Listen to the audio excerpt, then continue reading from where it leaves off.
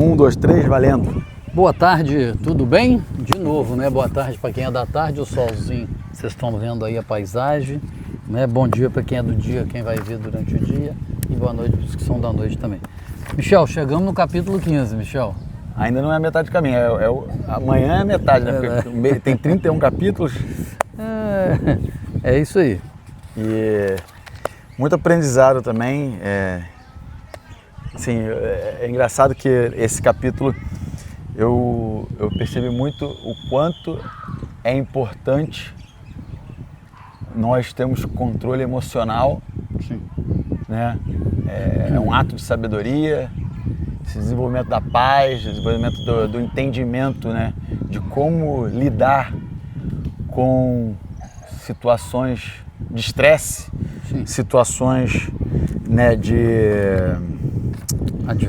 adversas, conflitantes, né? E isso é algo que está presente nas nossas vidas. Em todas as áreas da nossa vida. Vai ter o conflito do relacionamento com a esposa, o marido, né? Vai ter conflito no crescimento dos filhos, vai ter conflito com os pais, vai ter conflito familiar, vai ter conflito nos negócios, vai ter conflito no trânsito, vai ter conflito... Você me fez até lembrar, né? Jesus falou assim, no mundo tereis aflições, mas tem de bom ânimo, né? E eu até resumi aí também, Michel, disso que você falou, a gente vai ter o conflito, mas a gente tem que prestar atenção naquilo que a gente fala, porque as palavras têm poder, o poder das palavras. E aí você já toca já logo no primeiro dela, né? Isso, mas aí a segunda coisa, só resumindo os três, então, o poder da palavra, né? A importância de uma atitude positiva, porém humilde, porque atitude positiva é uma coisa, né? Mas precisa ser com humildade, porque se for com jactância e tal. E o terceiro ponto que eu peguei assim, que a gente vai conversar também, é a onisciência e a orientação de Deus, que é um atributo de Deus, a gente vai falar aqui ainda. Essa parte eu acho que eu tenho perguntas sobre o que você acabou de falar. Então, mas o primeiro e o segundo eu também sublinhei, que é o primeiro aqui, você já começa logo de cara, né, o capítulo 1, a resposta calma desvia a fúria, mas a palavra ríspida desperta a ira. Então, novamente, Deus e Salomão aqui traz pra gente o entendimento que o controle emocional e a forma como você se comunica em relação a essas questões, né, ela é uma habilidade que pode ser treinada, deve ser treinada e que é valorizada. E eu, vindo, como eu citei logo de cara no nosso início aqui, e fazendo parte na gestão de empresas, etc., eu entendo que isso é uma habilidade muito desejada por grandes empresas. Hoje, ou seja, se você tiver essa capacidade de ter controle emocional e souber como gerir conflitos e conseguir quebrar situações, gerenciar esses conflitos, né, conduzindo as pessoas da melhor maneira possível, eu acredito que você tem um grande poder no mercado de trabalho. Você tem até algumas formas de você explicar, você já falou já que você trabalha com o público, né? E aí você, de vez em quando, o público chega... sim. Não, foi bom isso, mas eu lembrei do negócio, até anotei aqui, cara, agora que tá lembrando, existe algumas traduções que dizem assim, a palavra dura suscita a ira e a palavra branda desvia o furor. Eu estava no trânsito, assim, sabe que você está meio desligado? Numa cidade menor até, hein? O nome da cidade é Governador Valadares. Aí eu tava andando assim, olhando, eu tava procurando alguma coisa, uma loja, alguém me falou que assim. Aí eu tô bem distraído, no cantinho, quase trânsito nenhum. Aí uma mulher veio lá atrás de mim ali, daqui a pouco, quando eu encostei um pouquinho, ela buzinou, parou do meu lado, arriou o vidro, ela tava com a mãe dela. Ela arriou o vidro e começou a me xingar. Aí eu falei, minha senhora, a senhora me perdoa? É que o meu pai morreu e eu tô assim, meu pai morreu tem 40 anos, né? Eu falei, a senhora me perdoa? É que o meu pai morreu. Aí a mãe dela, tá vendo aí? Tá vendo como é que você é? Não sei o que, ela, desculpa e tal. E foi embora. Eu falei com calma, falei, me perdoa e tal. Entendeu? Assim, então a gente precisa, nesse momento de fúria, falar isso aí. No atendimento que você falou, só mais 30 segundos, é o seguinte.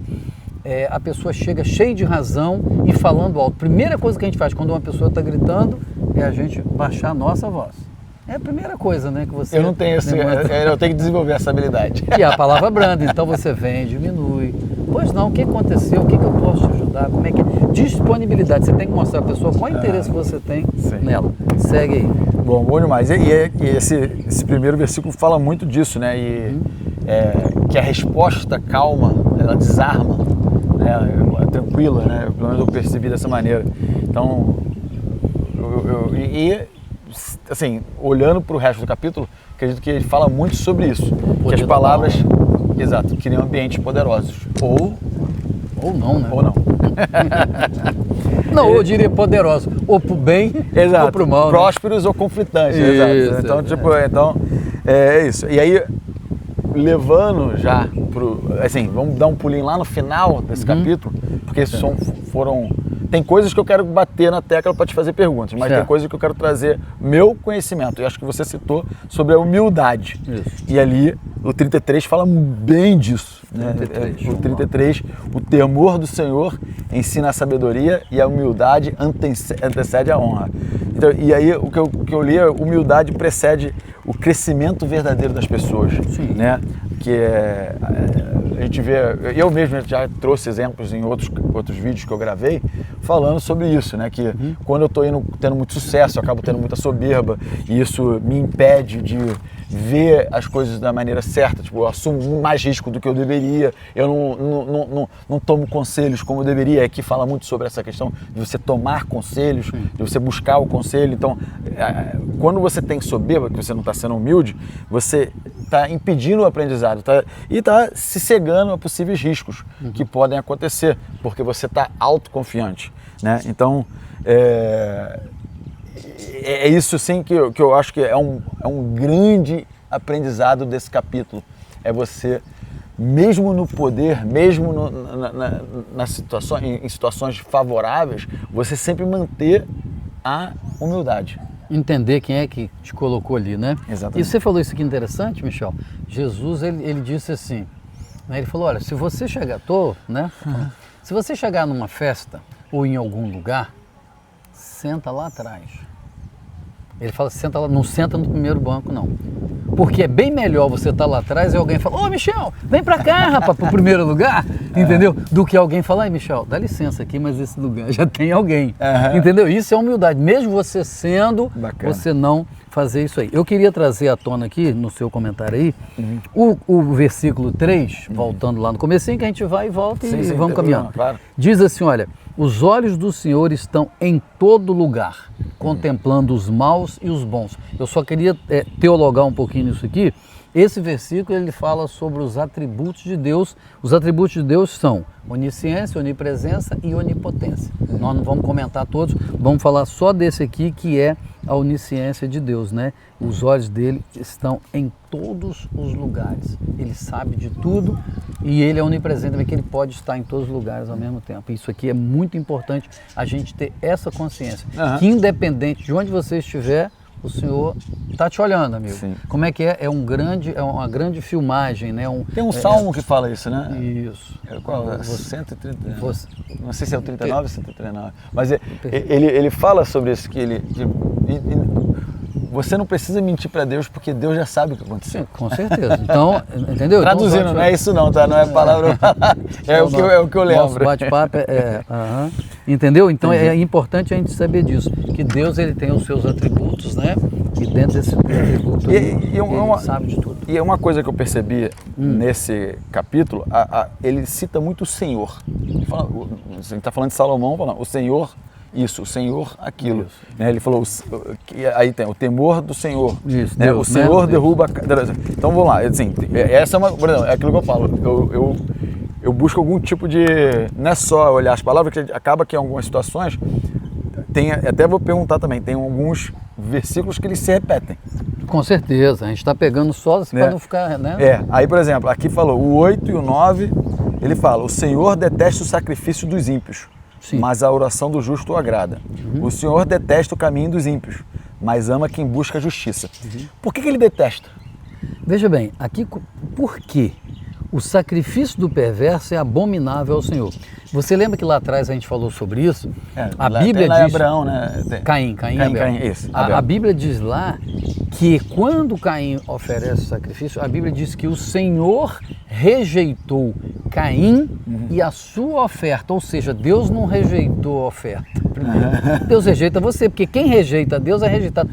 Veja bem, quando o filho do homem, a Bíblia diz assim, olha, quando o filho do homem for levantado, falando da serpente lá no deserto, a todos atrairei a mim. O que é isso? Lá no deserto, quando o povo já estava caminhando no deserto, tinha picada de cobras, de etc., animais peçonhentos, né, que eram as serpentes lá. E aí Deus mandou Moisés fazer lá uma serpente de bronze e colocar. Se a pessoa fosse picada, estava ali, seria curado, né? Então, representando Jesus quando fosse erguido na cruz também. Então, Jesus na cruz, ele atrai a todos. Nós já falamos sobre isso. São João diz assim, porque Deus amou o mundo de tal maneira, porque deu o seu Filho, para que todo aquele que nele crê não pereça, mas tenha vida eterna. Então, o papel de Jesus é o quê? Salvar, é atrair. Então, ele não quer rejeitar. Então, quando Deus não aceitou Caim e a sua oferta, é porque Caim fez errado. Então, não existe a afinidade que você falou ontem. Você falou uma palavra, súdito. Então não é leal. Se não tem lealdade, não é o próprio Deus que já te rejeita. Você mesmo está fazendo sendo rejeitado. Entendeu? Então não há a ligação entre luz e trevas. Não pode ser. Onde tem luz, não tem trevas. Perfeito. Vai. E aí no 11 ele fala, não sei como está no seu, a sepultura e a destruição, que talvez possa ser também as profundezas, né? Estão abertas diante do Senhor. Sim. Quanto mais os corações dos homens. Eu não entendi isso. O 11, né? É. A minha diz assim, olha, o além e o abismo estão descobertos perante o Senhor. O que significa isso? Quanto mais o coração dos filhos dos homens. Ou seja, talvez... A sepultura, né? O Sheol, seja, a morte. Se está aberto ao Senhor, também está aberto a nós com mais intensidade? Eu não entendi, juro. Não, o que ele está dizendo aqui? O além e o abismo estão descobertos. Por exemplo, quando a gente morre, a gente vai para onde? Vamos dizer assim, nós não sabemos. Não vamos entrar no texto teológico, não sei. Tá? Uns acham que vai para o céu, outros acham que vai para o inferno, outros acham que vai ficar na terra aguardando. Nós não estamos discutindo esse assunto aqui. Tá. Aqui está dizendo que essa parte está aberta para o Senhor. Não existe mistério. Deus sabe o que acontece. Entendeu? Está aberto. Ele vai lá e contempla e fala. Ele sabe tudo o que acontece. É coberto para nós, mas é aberto. E também o coração dos homens. Isso. Então, se ele conhece isso que a gente não conhece, quanto mais o nosso coração. Agora fez sentido. Entendeu aí? Agora eu entendi. Está descoberto para ele. Tanto para onde que a gente vai, o que acontece, quanto o nosso coração. Sim. Fechou? E aí, aquilo que eu quero fazer uma pergunta, por exemplo, que o 20, ele fala, o filho sábio dá alegria a seu pai, mas o tolo despreza a sua mãe. Mas aí que tá, por que ele reforça isso? Por que é tão importante isso? Tem algum motivo, assim, teológico? Qual que a gente está? É o 20. 20, deixa eu virar aqui, a gente lá no 20. Tem algum motivo para isso? Rodou aqui, peraí. Motivo, o filho, deixa eu ver aqui. O filho sábio alegra o seu pai, mas o insensato despreza sua mãe. Né? A tristeza de uma mãe que tem um filho. Por que repete isso? Eu só quero saber se tem alguma coisa a mais. A gente já leu isso várias vezes. Isso. Né? Quando ele diz que o filho sábio alegra a seu pai, veja bem, estamos aqui pensando, vamos botar aqui, estou lendo agora, o filho sábio alegra o seu pai. Na verdade, isso é desde o Antigo Testamento e desde Abraão, Isaac e Jacó. Todo pai tinha um filho primogênito. Nesse filho primogênito havia a alegria de que ele seguisse os caminhos do pai. E se eu voltar só um pouquinho, gente, rapidinho, se você for lá no Gênesis, quando Adão e Eva pecam, são expulsos do paraíso e Adão e Eva começam agora a ter filhos e tal, e quando disse que pisaria a cabeça da serpente, né, ali foi dito uma profecia que viria um Messias, alguém que salvaria. Então todo filho varão que nascia e tal, ele já ficava na expectativa, será que é esse que vai? Então, o filho sabe, ele alega seu pai, ele dá aquele regozijo de que ele é o meu representante, ele é o meu primogênito. E a tristeza da mãe aí, porque, né, o insensato, ele despreza a mãe dele, né? Porque não valoriza a mãe, né? Sim. Vamos lá, tá. Assim, quer comentar mais alguma coisa? Tem vários comentários. Na realidade, eu tenho sim, tem alguns que eu gosto muito, que eu gostei, né? Tipo, quem recusa a disciplina faz pouco caso de si mesmo. Dá só licença, Michel. E quando fala que o filho, sabe, alegra o seu pai, é porque o filho, normalmente o homem, você vê pela Bíblia e tal, era como é que eu diria? Tudo familiar tinha a ver com o homem. Esse filho que geria, e era o futuro herdeiro, que ia gerir os negócios do pai. Ele quer fazer tudo. Então, quando ele é sábio, então ele alegra o coração do pai. né? E se ele for insensato, então ele despreza sua mãe. Por quê? Porque se o pai morrer, a mãe vai ficar desamparada, uma viúva desamparada, porque o filho é descabeceado também. Então despreza a mãe ou não despreza? Despreza. Se ele não cuida da herança, se ele não faz as coisas corretas, vai. Aí assim, tem vários sublinhados aqui, porque eu gostei muito deles. Né? Tipo, o 32. A gente não precisa abordar e aprofundar muito, é só trazer para as pessoas refletirem e meditarem sobre, né? Porque, por exemplo, o 32, quem recusa a disciplina faz pouco caso de si mesmo, mas quem ouve a repreensão obtém entendimento. Eu gostei muito desse primeiro porque quando você é preguiçoso, quando você evita o trabalho, aquilo, você está penalizando a si mesmo. Né? Então, assim, as pessoas, não quero fazer isso, não vou ser assim, não assim. Cara, você está se prejudicando. Né? Então, sabotando a si mesmo. Sabotando, né? A si mesmo. Talvez ela está pensando que está fazendo mal a outra pessoa, mas está fazendo mal a si mesmo. Então eu gostei muito desse versículo aqui. E eu queria trazer para você, Michel, você deve ter marcado aí o 22, que é assim, que é a sua praia. Falei, esse aqui o Michel vai pegar. Fala aí, queria que você comentasse. O 22, os planos fracassam por falta de conselho, mas são bem-sucedidos quando há muitos conselheiros. É o que a gente está falando, né? A pessoa que acha que o ideal, eu tenho um plano. E a gente fala disso até, eu vejo muito, não pode contar o seu plano, é melhor guardar o segredo, não sei o que, do seu plano. Olha só, é óbvio que eu concordo que você não deve ficar divulgando tudo para todo mundo, mas você deveria sim ter pessoas de confiança, né? Pessoas que talvez já chegaram onde você gostaria de chegar, que já traçaram, já passaram por esse caminho. Querem o seu sucesso, pessoas que querem o seu sucesso, e você buscar esse apoio, esse conselho, esse mentor, né? Então, e aqui a gente sabe muito disso, eu vejo muito isso no Brasil e no mundo, não é só questão do brasileiro, que estão criando, são pequenos e médios empreendedores que acham que vão conseguir fazer tudo sozinho, sem buscar o conhecimento externo, sem buscar conselheiros, sem buscar a solução de pessoas que já passaram ou têm experiência de gestão e gestão de pessoas, gestão profissional, gestão de empresas. Então, aqui, eu diria que a frase é: por falta de conselhos que os planos falham. Em todos os âmbitos. Em todos os âmbitos. Na família, exato. Então, isso é interessante. Eu queria comentar um último aí, porque eu acho que o nosso tempo, né, já está ali. O coração, esse é bem conhecido de todo mundo, que é o 13, né? O coração alegra, formoseia o rosto, mas com tristeza do coração o espírito se abate. Tem outra versão que diz que faz secar os ossos. Literalmente, Michel, estava vendo até pesquisas e trabalhos de estudos que foram feitos. Se você for uma pessoa, né, com o coração triste, com mágoa e ressentimento e tal, você está propenso a várias doenças, câncer e outras coisas.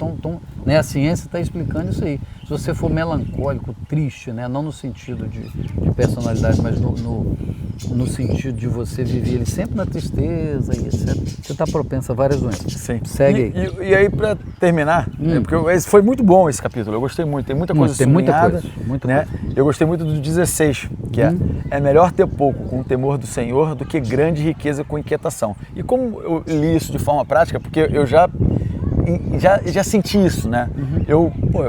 E junto o 17 aí de uma vez, vai? Pode junto os dois. É melhor ter verduras na refeição onde há amor do que um boi gordo acompanhado de ódio. Os dois têm a ver, né? Sim, com certeza. Aí, e aí, não, assim, quando eu li isso, eu fiz passou um filme na minha cabeça da minha vida, né? Eu fui morar nos Estados Unidos, trabalhei no Wall Street, né, como programador numa grande empresa lá. E você, quando está num centro desses, né, numa metrópole dessa, né, grande, e ainda não tinha ainda internet, assim, tinha internet, mas ainda estava no início, primórdios da internet, nos anos 2000 lá. E eu lembro o quanto a gente era bombardeado por propaganda, consumista, etc. E eu quero dizer que nos últimos 20, 30 anos piorou. O consumismo, ele se tornou algo muito comum, materialismo, né? Então, tipo assim, as pessoas buscam muito ter mais. Correr atrás do ouro, né? Desenfreadamente. Desenfreadamente, né? E assim, eu passei por uma época, em 2017, 2018, que eu estava meditando sobre isso e eu me tornei um cara mais minimalista.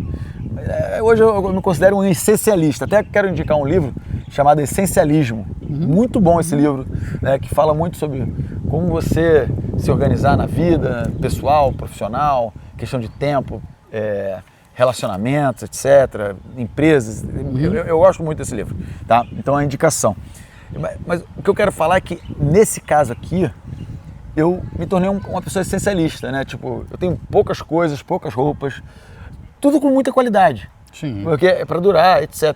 Mas sim, mas eu não... Não é o seu foco. Não é o meu foco. Por exemplo, tudo bem, eu tenho um telefone, por exemplo, atualizado, etc. Por quê? Porque eu uso para trabalho, eu uso para fazer essas gravações aqui, então a gente precisa, é uma ferramenta que me proporciona maior produtividade. Então eu sou essencial nas coisas que eu tenho. Nem carro eu tenho. Não quer dizer ser escasso. Não é, exato. A pessoa confunde escassez com eu diria assim, Michel, na verdade, com a palavra me fugiu aqui agora, mas a gente fala muito sobre isso, né? A temperança.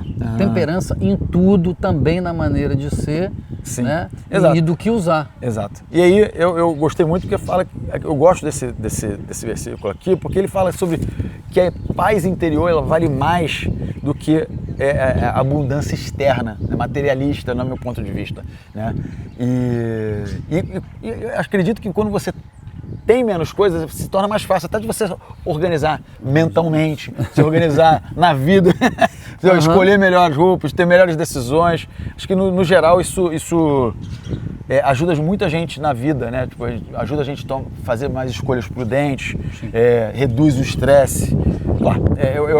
No meu ponto de vista, eu gostei muito disso aqui e como eu falei, tipo, quando eu li, eu me lembrei de um momento da minha vida. Mas é isso, eu tenho uma pergunta para vocês, né? Isso, faz a pergunta e eu vou fechar um aqui também. Porque o livro, esse capítulo aqui fala muito sobre essa questão da boca, da palavra, do tom, de como você conversa, do mal, do ímpio, e de como você, do coração, tudo muito bem envolvido aqui. Só um segundo, sem querer te cortar, tá, gente? Aqui é o seguinte, porque a gente é assim, eu só queria falar o último, antes da sua pergunta. O último que eu marquei aqui foi o 30, pra gente fechar, que diz assim, cara, isso aqui me emociona, me arrepio, que diz assim, olha, o olhar de amigo alegra o coração. Cara, quando você encontra um amigo, eu tô falando, não é um negócio legal, um sorriso gostoso. Tipo assim, amigo, você ficou 10 anos sem ver teu amigo, 5 anos. Quando você encontra, parece que foi. Aqui acontece muito isso. Isso que eu ia falar assim, aqui essa experiência que a gente tem aqui no Catos é essa, né? Pelo menos, eu gosto de ter a oportunidade de uma vez por ano, pelo menos a gente tá aqui presente, ver os outros familiares que talvez a gente não conseguiu ver durante o ano. E é como se a gente tivesse... Quando fosse ontem, né? Aí diz assim, olha, o olhar de amigo alegra o coração. E como alegra, gente? Diz assim, as boas novas fortalecem até os ossos. Sim. Boa notícia, gente, fortalece o osso e a amizade é fantástica. Aí, fala a pergunta agora. Suas palavras, ela tem construído pontes ou construído muros? Reflete sobre isso aí. Beleza. Abraço a todos os nossos amigos, né, do coração. Exato.